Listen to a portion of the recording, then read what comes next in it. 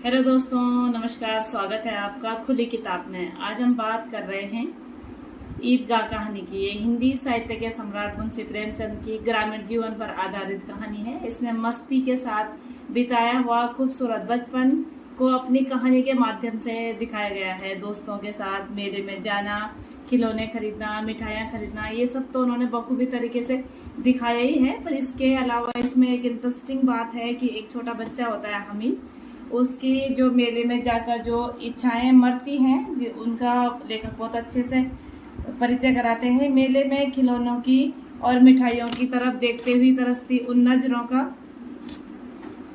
उसके मन और जिज्ञासा, उसके मन की निराशा, मन की उमंग, बिना पैसों की तरसती हुई आंखें, लेखक ने उसकी मन की उस पीड़ा को बहुत बेहतरीन ढंग से उल्लेख किया है।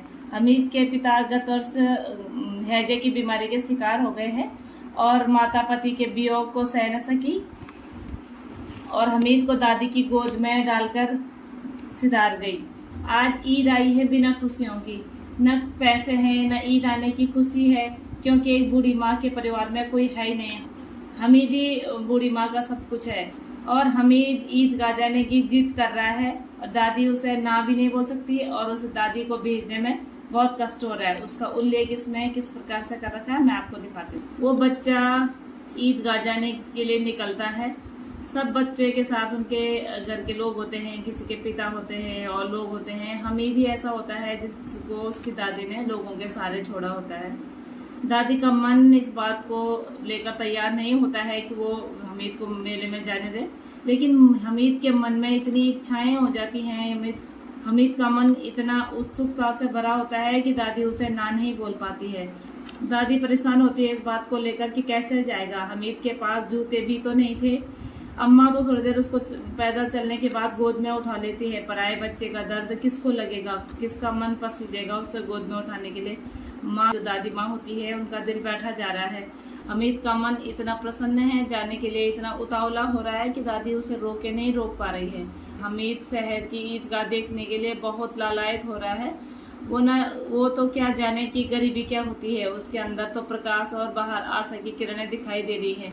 ईदगाह जाने के लिए ना बोलती है दादी तो हमीद का आनंद भरा चितवन विध्वंस हो जाएगा। हमीद अपनी दादी को दिलासा देता है कि आप चिंता मत करो, मैं जल्दी लौट आऊंगा।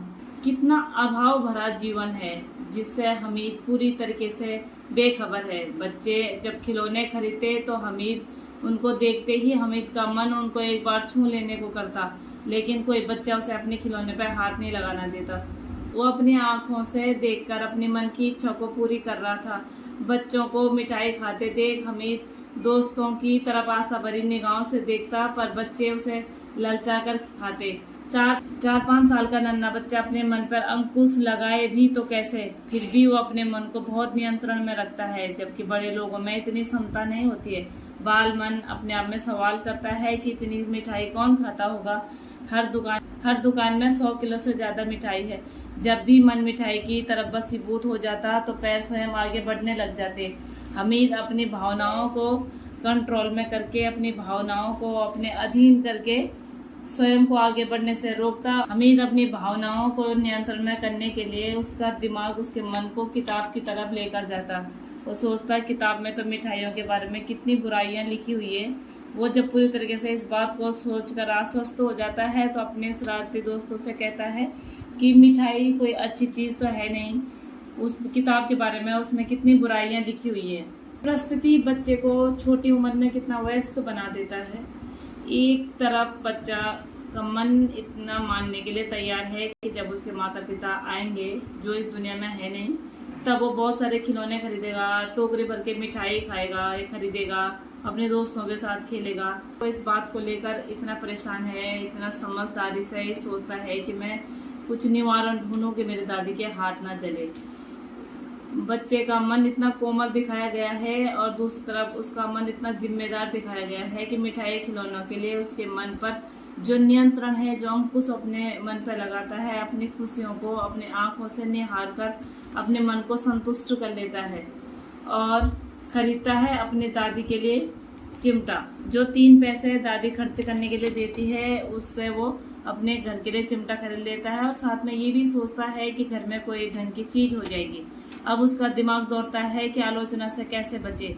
वो बोलता है कि जब इस चिमटे को लेकर मैं अपने दोस्तों के सामने जाऊंगा तो सब मुझ पे हंसने लग जाएंगे। चिमटे की इतनी तारीफ करी कि बच्चे उसकी बात मानने को तैयार हो गए।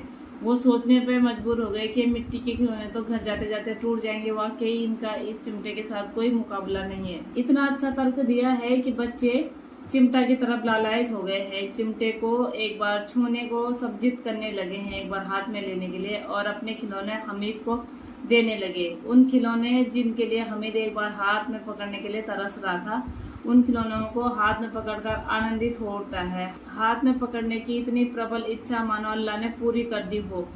हमीद का मन उत्साह से भर गया, उसकी खुशी का कोई ठिकाना नहीं रहा। जिस चिमटे का वो इतना तारीफ कर चुका था, अभी वो चिमटा इन खिलौनों के सामने उसे कुछ भी नहीं लग रहा था। वो अपने दोस्तों से बोलता है कि कहाँ ये प्यारे से खिलौने और कहाँ ये चिमटा, इन दोनों की कोई बराबरी नहीं है। पर वो दोस्त उसकी बात मानने के लिए अब तैयार नहीं थे। पर दोस्तों की पार्टी इस दिलासे से संतुष्ट न हुई। वो सारे बच्चे उसी दृष्टिकोण से देखने लगे उसको, जिस दृष्टिकोण से हमीद ने उनको दिखाया था।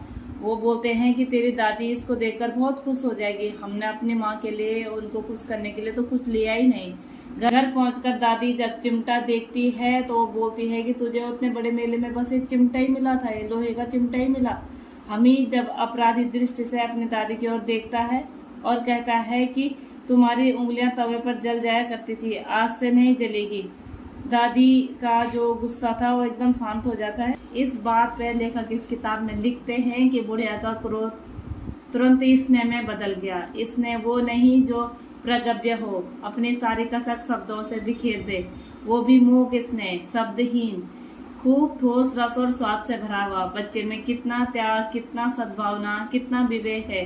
दूसरों को खिलौनों लेते देखकर इसका मन कितना ललचाया होगा। इतना जब्त इससे हुआ कैसे? वहाँ भी इसे अपनी बुढ़िया दादी की याद बनी रही। अमीना का मन गदगद हो गया। और अब एक विचित्र घटना हुई कि हमीद बूढ़ा हमीद बन गया और दादी अमीना बालिका बन गई। वो रोने लगी, दामन फैलाकर हमीद को दुआएं दे रही थी और आंसू की बड़ी बड़ी बूंदें गिरा रही थी। हमीद इस दृश्य को जान नहीं पाया। हमीद को क्या पता कि दादी के मन पर इससे कितना गहरा प्रभाव पड़ा और इस चीज से दादी को कितनी खुशी हुई और बच्चे ने अपना मन मारा, इस बात के लिए कितना दुख हुआ। यही तो है हिंदुस्तान, जहाँ प्रेमचंद ईदगाह लिखते हैं और रसकान कृष्ण का गुणगान करते हैं। अगर आपको मेरी कहानी अच्छी लगी तो इसको सब्सक्राइब कीजिए, लाइक कीजिए।